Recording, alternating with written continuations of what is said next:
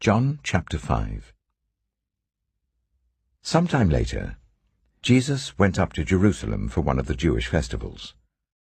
Now there is in Jerusalem near the Sheep Gate a pool, which in Aramaic is called Bethesda, and which is surrounded by 5 covered colonnades.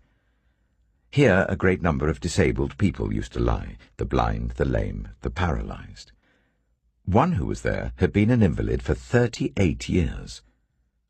When Jesus saw him lying there and learned that he had been in this condition for a long time, he asked him, "Do you want to get well?" "Sir," the invalid replied, "I have no one to help me into the pool when the water is stirred. While I'm trying to get in, someone else goes down ahead of me." Then Jesus said to him, "Get up, pick up your mat and walk." At once the man was cured. He picked up his mat and walked.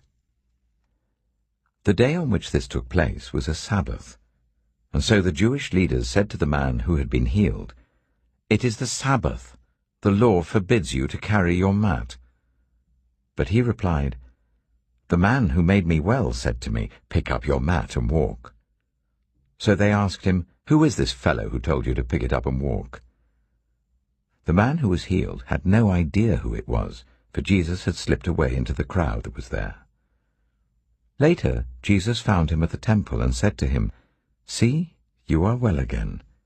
Stop sinning, or something worse may happen to you." The man went away and told the Jewish leaders that it was Jesus who had made him well. So, because Jesus was doing these things on the Sabbath, the Jewish leaders began to persecute him. In his defense, Jesus said to them, "My Father is always at his work to this very day, and I too am working." For this reason they tried all the more to kill him.